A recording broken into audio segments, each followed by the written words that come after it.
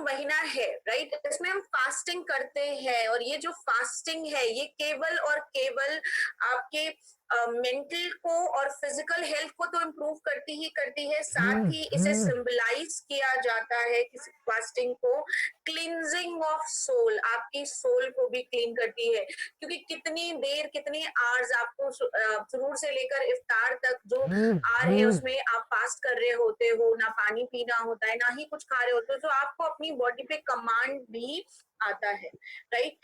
Ramzan is also एक time है, एक समय है जब हम अपनी बॉडी को ऑनर कर सकते हैं, अपनी सेहत को ऑनर कर सकते हैं और लर्न कर सकते हैं कि किस तरीके से हम हेल्दी खाना खाएं या हम कैसे अपने आप को हेल्दी कर सकते हैं, राइट।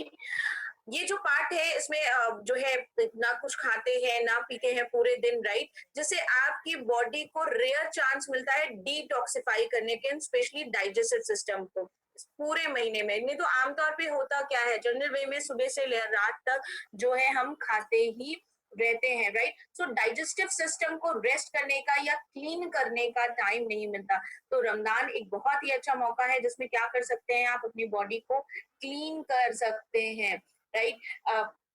हेल्दी और बैलेंस ईटिंग पैटर्न इसलिए इस ड्यूरेशन में बहुत ज्यादा इंपॉर्टेंट हो जाता है।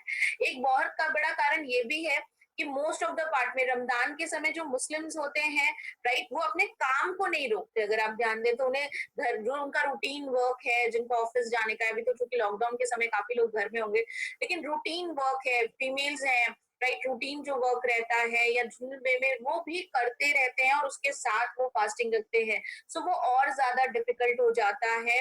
और बॉडी अगर सही पोषण से रिप्लेनिश नहीं होती तो क्या क्या हो सकता है, वो थकान को, कमजोरी को, फिजिकल परफॉर्मेंस को भी इम्पैक्ट कर सकती है, मूड पर भी इम्पैक्ट कर सकती है। इसलिए इस मुबारक मौके को अगर आप एक चांस लेंगे, हेल्दी ईटिंग हैबिट डालेंगे, सो ये आप बेहतर तरीके से कर पाएंगे और आपको साथ ही साथ जो प्रॉब्लम्स है रमजान में वो भी नहीं होगी, राइट। क्या होता है आपके फास्ट के दौरान, इफ्तार के समय, राइट, हम न्यूट्रिएंट्स को लेते हैं, हम अपना इफ्तार खोलते हैं, राइट, डेट सबसे पहले खाते हैं और उसके बाद फिर इफ्तार खोला जाता है। सो ये टाइम होता है जब अपने शरीर को वापस से पोषण दे रहे होते हैं। सहरी आपको एनर्जी प्रोवाइड करने के लिए है, क्योंकि इस ड्यूरेशन में हमारा लास्ट मील होता है और उसके बाद हम पूरे दिन क्या रहते हैं, फास्टिंग करते हैं। सो ये भी एक बहुत इंपॉर्टेंट मील टाइम है जिस समय हमें अपनी बॉडी को प्रॉपर एनर्जी देनी चाहिए, कॉम्प्लेक्स कार्बोहाइड्रेट देने चाहिए, जिससे कि पूरे दिन फास्टिंग करने की हमें ताकत आ सके। और उसके बाद फास्टिंग फास्टिंग जिसमें बॉडी डिटॉक्सिफाई कर रही होती है, आपके टॉक्सिन्स जो हैं वो बॉडी से निकल रहे होते हैं, रिलैक्स करने वाला टाइम होता है, राइट। अब फास्टिंग के जो हेल्थ बेनिफिट हैं, आज इसकी वजह से ही अगर काफी लोगों ने सुना होगा इंटरमिटेंट फास्टिंग भी हो रही है, जिसमें से 12 to 16 आवर्स जो है वो हम फास्ट रखते हैं और 8 आवर्स आपके 8 आवर्स स्पैन होता है जिसमें खाते हैं, राइट। फास्टिंग क्या करते हैं, आपकी बॉडी में डिटॉक्सिफिकेशन जो है वो प्रमोट करती है, क्योंकि क्या होता है जब भी हम कोई चीज खाते हैं, राइट, ग्लूकोज में कन्वर्ट होता है और उसके बाद लीवर में जाकर जो एक्स्ट्रा ग्लूकोज है, राइट, वो स्टोर हो जाता है और साथ ही साथ फैट में और मसल्स में स्टोर हो जाता है। जब हम जो है फास्टिंग करते हैं तो क्या होता है कि फास्ट रिजर्व जो फैट रिजर्व है, अतिरिक्त चर्बी है, वो मोबिलाइज होने लगती है और जो टॉक्सिन्स के स्टोर्स हैं वो भी बाहर निकलने लगते हैं। पाचन जो तंत्र है उसे आराम मिलता है फास्टिंग के दौरान, राइट। सो साथ ही साथ डाइजेशन के, एलिमिनेशन के प्रोसेस और रीजुविनेशन का तीनों ही प्रोसेस फास्टिंग के बाद होता है। टॉक्सिन एंटर हमारे इंटेस्टाइन, स्किन, लंग्स द्वारा करते हैं और इन्हीं तीनों के द्वारा, किडनी के द्वारा बाहर निकल सकते हैं, राइट। एक्सेस टॉक्सिन्स जो है उनको रिमूव करने में फास्टिंग मदद करता है, राइट। और एक्चुअली जो फास्टिंग है वो क्या करता है, आपके स्टमक को श्रिंक कर देता है, छोटा कर देता है, लेकिन ऐसा नहीं है कि वो कुछ गलत तरीके से हो रहा है, वो चीज क्या है, वो हेल्दी है। और कहा भी जाता है कि स्टमक कैसे होता है, बलून की तरह होता है, जितना हवा भरो यानी जितना खाना भरो वो उतना बाहर निकलता जाएगा और जितना कम करो वो उतना ही सिकुड़ता जाएगा, राइट। तो फास्टिंग इस चीज में भी हेल्प करती है।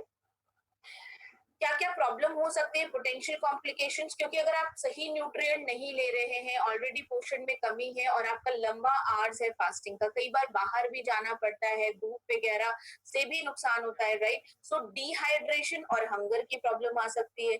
इनएडिक्वेट रेस्ट अगर नहीं ले रहे हैं, राइट। इसके अलावा जो लोग अडिक्टिव हैं, राइट, निकोटीन, क्योंकि इस दौरान जो है कोई भी ऐसी चीजें नहीं इनटेक की जाती जो जैसे निकोटीन या ऐसे का कोई एडिक्टिव सब्सटेंस है, सो उनको प्रॉब्लम आती है। हेडेक, सर में दर्द एक बहुत कॉमन प्रॉब्लम है जो इस ड्यूरेशन में होती है भूख लगने की वजह से, या प्रॉपर अगर रेस्ट नहीं लिया, इसलिए आप सबसे रिकमेंड है कि प्रॉपर नींद जरूर लीजिए, राइट। लेट नाइट तक इफ्तार की जो लेट नाइट खाना मत खाइए, सही टाइम पे इफ्तार के और उसके बाद अच्छी से नींद लीजिए, क्योंकि सहरी के समय भी सुबह जल्दी उठना पड़ता है 3:30 बजे तक, राइट। सो इसलिए जरूरी है कि आप अच्छा सा रेस्ट लीजिए, जिससे जो सर में दर्द का कॉम्प्लिकेशन है उससे आप बच सकते हैं। इसके अलावा हार्ट बर्न, सीने में जलन भी बहुत ज्यादा होती है, या कई बार जो है सुबह सहरी में बहुत ज्यादा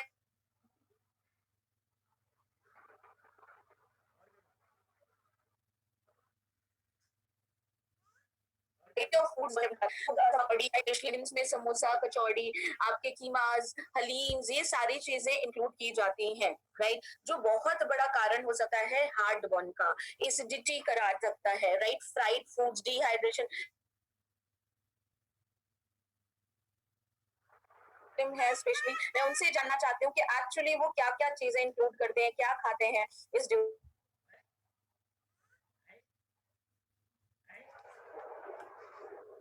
राइट, क्योंकि 90% जो है लोग कैसा खाते हैं, बहुत हेवी मील खाते हैं जो फ्राइड होता है, डिहाइड्रेशन करा सकता है बॉडी में। और कई बार अब्डोमिनल ब्लोटिंग की, गैस्ट्रिक ट्रबल का भी एक बड़ा इशू आता है, क्योंकि ओवर ईटिंग हो जाता है, बहुत ज्यादा फ्राइड फूड, ग्रीसी फूड या स्पाइसी फूड्स भी इंक्लूड कर लेते हैं, जो भी बहुत बड़ा कारण हो सकता है, आपके पोटेंशियल हेल्थ में कॉम्प्लिकेशंस ला सकता है। इसके बाद हम बात करें कि फास्टिंग में जो और पोटेंशियल कॉम्प्लिकेशन, कब्जियत, कॉन्स्टिपेशन की शिकायत रहती है, क्योंकि वाटर इनटेक बहुत कम हो जाता है, मिनिमम हो जाता है, फाइबर वाली चीजें नहीं खाते हैं, राइट। सो उसकी वजह से कब्जियत की भी शिकायत हो जाती है।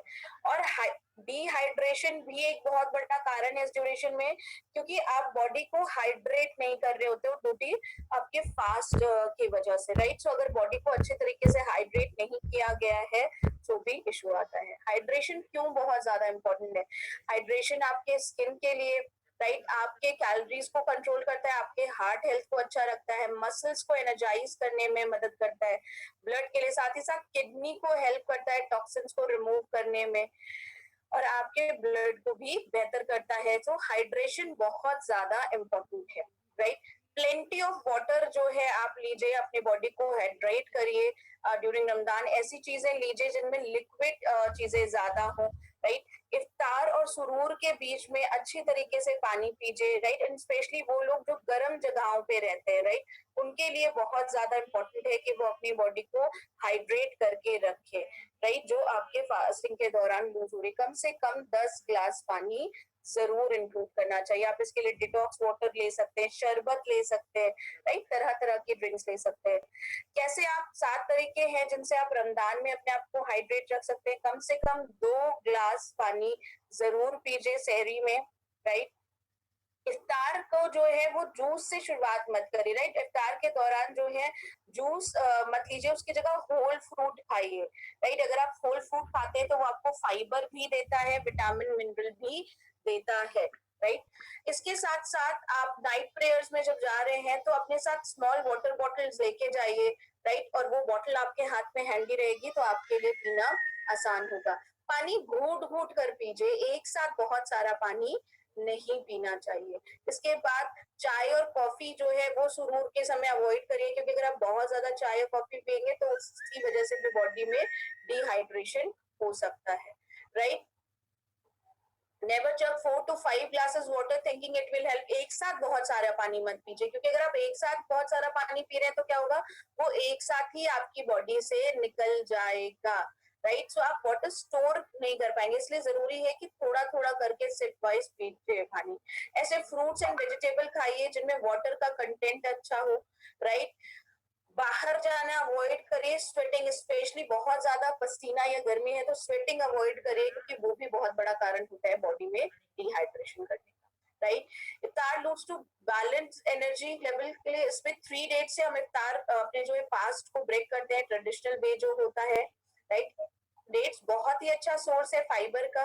इसके साथ साथ इस ड्यूरेशन में बहुत सारे वेजिटेबल्स को भी इंक्लूड करिए जो आपको वाइटल न्यूट्रिएंट्स दे, विटामिन मिनरल दे। होल ग्रेन्स का इस्तेमाल करिए, राइट। साबुत अनाजों का इस्तेमाल करिए जिससे आपकी बॉडी को एनर्जी भी मिले और फाइबर भी मिले, तो जो कॉन्स्टिपेशन की शिकायत हो रही थी उसको दूर करने में मदद करे, राइट। ग्रिल्ड या bake lean meat, skinless chicken, fishes को इंक्लूड करिए। हेल्दी पोर्शन प्रोटीन का लीजिए एंड स्पेशली बहुत ज्यादा फैटी रिच, बहुत ज्यादा स्पाइसी फूड अवॉइड करना चाहिए, right. Fried food, process food जो फैट में और शुगर में हो उन्हें अवॉइड करना चाहिए और स्पेशली मील्स को स्लोली स्लोली और बहुत अच्छे से च्यू करके खाना चाहिए, चबा चबा कर खाना चाहिए क्योंकि जब हम पहला कौर डालते हैं मुंह में तभी से क्या स्टार्ट हो जाती है, तभी से ही डाइजेशन प्रोसेस स्टार्ट हो जाता है। इसलिए बहुत ज्यादा जरूरी है कि हम फूड को चबा चबा कर खाएं, राइट। बहुत ज्यादा मीठी चीजों को अवॉइड करना चाहिए इफ्तार के समय, राइट। क्योंकि इफ्तार जो यूजुअली रमजान के समय खाए जाते हैं उनमें ज्यादातर बहुत ज्यादा शुगरी सिरप यूज होता है या फिर वो बहुत ज्यादा फैटिंग होती है, तो उन चीजों को अवॉइड करना चाहिए। बेस्ट वे है कैसे शुगर क्रेविंग को कर सकते हैं, प्रॉपर नींद लीजिए, अच्छे से सोइए, राइट। हेल्दी कार्ब्स लीजिए, फ्रूट्स लीजिए, राइट। आपको मीठे खाने का मन है आप एप्पल ले सकते हैं, डेट्स ले सकते हैं, बनाना खा सकते हैं, राइट। इसके अलावा अपने शुगर के इंटेक को कंट्रोल करिए, बेहतर पोषण को लीजिए, कैलोरी रिक्वायरमेंट को जो आपकी बॉडी के पोषण की रिक्वायरमेंट है उन्हें पूरा करें और साथ ही साथ ज्यादा से ज्यादा फलों को इंक्लूड करिए, राइट। बहुत ज्यादा जो है प्रोसेस्ड फूड लार्ज अमाउंट में, sausages, pizza, burger, processed food, salted meats, right, olive pickles, salty cheesy वाले फूड, राइट, इन सारी चीजों को अवॉइड करना चाहिए। मेयोनीज, मस्टर्ड, केचप, इन सारे सॉसेजेस को, राइट, क्योंकि बहुत ज्यादा आपको कैलोरी देते हैं, फैटनिंग होते हैं, हाई अमाउंट ऑफ सोडियम होता है, राइट। सो ये आपको नुकसान कर सकते हैं। स्लोली खाइए, राइट, और अप्रोप्रिएट अमाउंट खाइए। बहुत बड़ा मील अगर आप खा रहे हैं या बहुत हैवी खा रहे हैं तो वो आपको क्या दे सकता है, हार्ट बर्न या डिस्कम्फर्ट की प्रॉब्लम इशू आ सकता है। एक स्पेशल डाइट प्लान है जो आप इस यूजुअली इस ड्यूरेशन में यूज कर सकते हैं, आप चाहें तो इसे नोट कर सकते हैं, राइट। प्लेंटी ऑफ फ्लूइड को आप जो है वो इंक्लूड करिए बिफोर एंड आफ्टर फास्टिंग, यानी सहरी और इफ्तार के जो ड्यूरेशन है उस ड्यूरेशन में बॉडी को अच्छे से हाइड्रेट करिए। फाइबर इंक्लूड करिए जिससे जीआईटी की कंफर्ट हो, यानी आपके डाइजेशन प्रोसेस बेहतर हो। सहरी के समय क्या क्या ले सकते हैं आप, ओट्स ले सकते हैं मिल्क या फ्रूट के साथ, स्क्रैम्बल्ड एग ले सकते हैं क्योंकि ये बहुत ज्यादा जरूरी है कि सहरी के समय कॉम्प्लेक्स कार्बोहाइड्रेट, प्रोटीन और विटामिन मिनरल वाली चीजें जरूर ली जाएं। साबूदाना खिचड़ी खा सकते हैं, dahi bade, sprouted pulses chaat, right, curd paratha वगैरह, vegetable stuff paratha, bread jam, dates, nuts, chikki, dates cookies खा सकते हैं। इफ्तार के समय चिकन सूप, राइट, सूप जरूर इंक्लूड करिए। बिरयानी ले सकते हैं, vegetable soup, rice with any curry, chapati, fish curry, lemon rice, black beans, rasgulla, ये sweets, turmeric milk, specially turmeric milk जरूर इंक्लूड करिए, राइट। इस ड्यूरेशन में नट मिल्क, ये सारी चीजें आप ले सकते हैं। सो इसके साथ साथ ये भी जरूरी है कि थोड़ा सा एक्टिव भी रहिए, स्पेशली इवनिंग में आप रेगुलर डेली वॉक पे जा सकते हैं और इन सारी चीजों को करेंगे तो आप क्या हो सकता है रमजान के समय हेल्दी रह सकते हैं, जो रहना बहुत ज्यादा इम्पोर्टेंट है। और साथ ही साथ अपने न्यूट्रिएंट को भी आपको रिप्लेनिश करना बहुत ज्यादा जरूरी है। सो आई रिक्वेस्ट सुविधि कि सप्लीमेंट कौन कौन से हमें रमजान के समय लेने चाहिए और वो हमें कैसे हेल्प करता है। So if you can elaborate, please. Okay, thank you so much Rujuta ma'am, हम सभी को बताने के लिए कि हम कैसे अपना रमजान में खास ख्याल रख सकते हैं। तो आप सभी को पता है कि Subidhi, would you like to share your PPT? या sure please allow me sharing my PPT.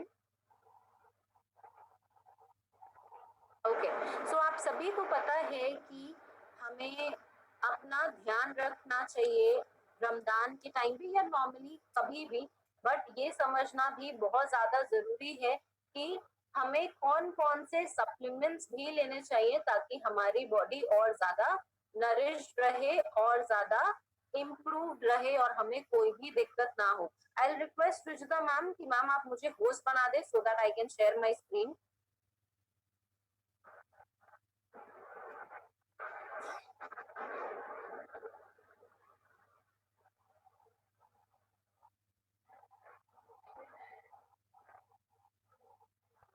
Just give me a second.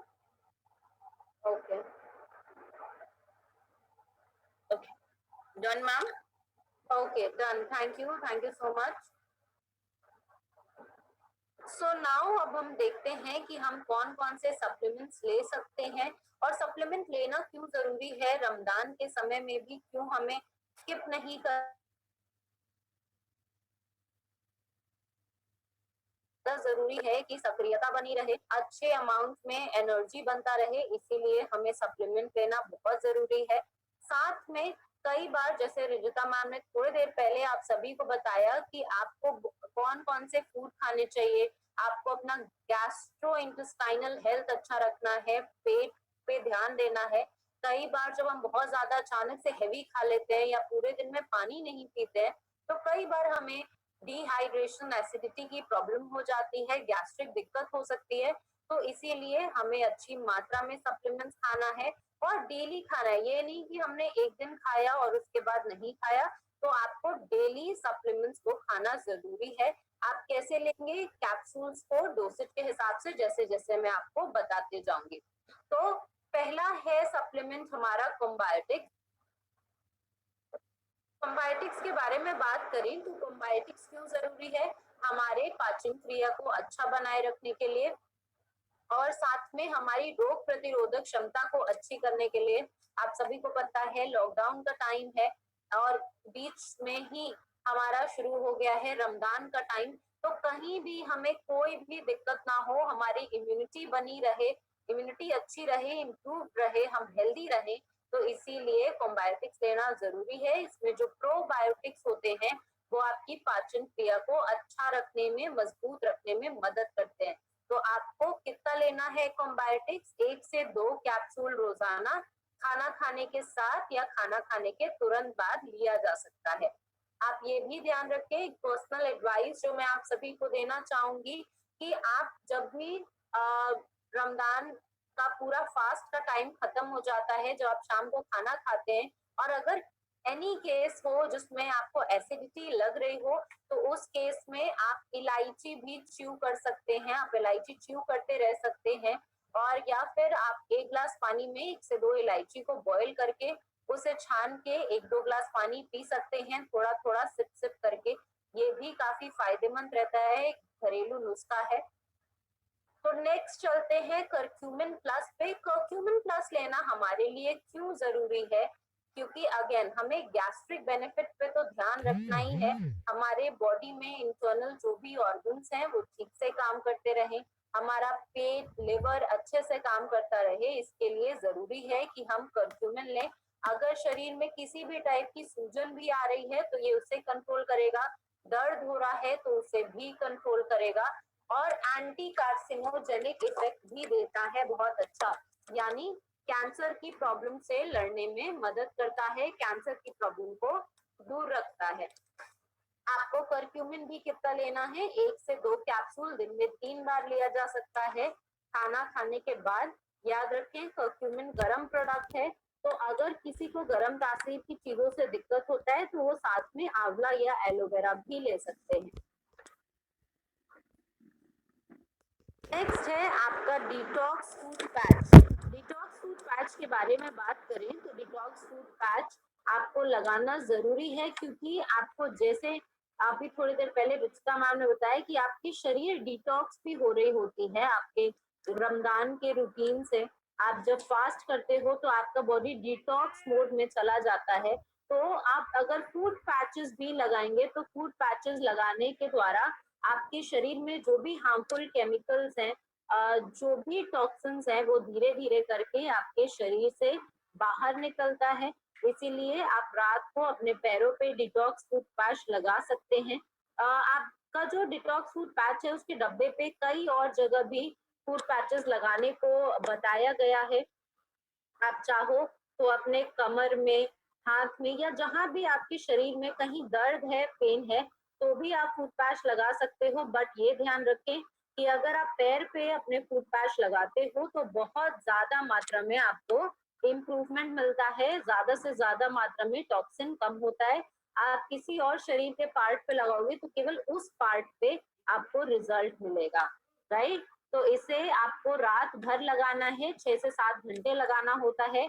और जब आप लगाएंगे फूड पैच, अगले दिन आप सुबह निकालेंगे तो ये थोड़ा चिपचिपा हो जाता है, काला हो जाता है और इसमें से स्मेल आती है, क्योंकि आपके शरीर से ये टॉक्सिन्स को निकाल देता है।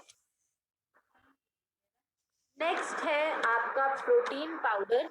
अब प्रोटीन का खास ध्यान देना है, क्योंकि आप बहुत लंबे समय तक फास्ट करते हो, आप पानी भी नहीं पीते हो इस दौरान, तो आपका बॉडी एनर्जी मेंटेन करता है, आपके फैट से जो एनर्जी मिलती है उसे मेंटेन करता है। बट कहीं ऐसा ना हो कि आपका मसल मास कम हो जाए, आपकी मांसपेशियां थोड़ी कम होने लगे शरीर में। और प्रोटीन बहुत जरूरी है आपको प्रॉपर मूवमेंट देने के लिए, आपको चलने फिरने के लिए, आपको डेली की क्रियाओं को करने के लिए, हार्मोन्स का बैलेंस रखने के लिए प्रोटीन अच्छी मात्रा में शरीर में चाहिए होता है। तो आप प्रोटीन पाउडर ले सकते हैं, पूरे फैमिली में आप प्रोटीन पाउडर दे सकते हैं।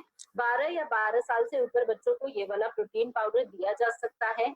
इसमें लो फैट सोए और वे प्रोटीन होता है, 20 डिफरेंट अमाइनो एसिड्स होते हैं। और अगर किसी को ऐसा है कि हाई प्रोटीन वाली चीजें डाइजेस्ट नहीं होती हैं, किसी को छोले, चने, राजमा जैसी चीजें अगर डाइजेस्ट ना भी होती हूँ, तो भी उन्हें आप ये प्रोटीन पाउडर दे सकते हो।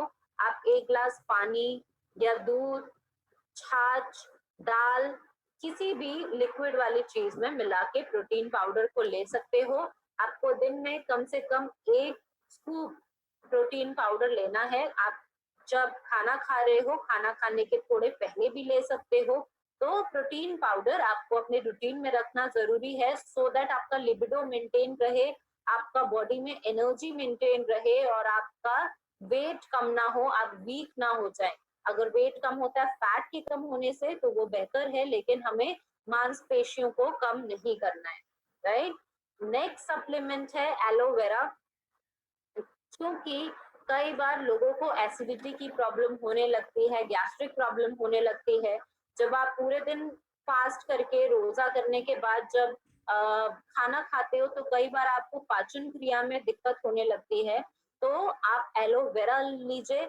एलोवेरा आपकी पाचन क्रिया को अच्छा करेगा। अगर आपको लग रहा है कि आपको एसिडिटी हो रही है, खट्टा पानी मुंह में आ रहा है, किसी को गर्ड की प्रॉब्लम है, गैस्ट्रोइंटेस्टाइनल रिफ्लक्स डिसऑर्डर है, तो ऐसे केसेस में भी आपको बेनिफिट मिलता है। आपकी पाचन क्रिया साथ होने के साथ साथ आपके बॉडी टेम्परेचर को भी मेंटेन करेगा, क्योंकि ठंडा प्रोडक्ट है तो जरूर लिया जा सकता है।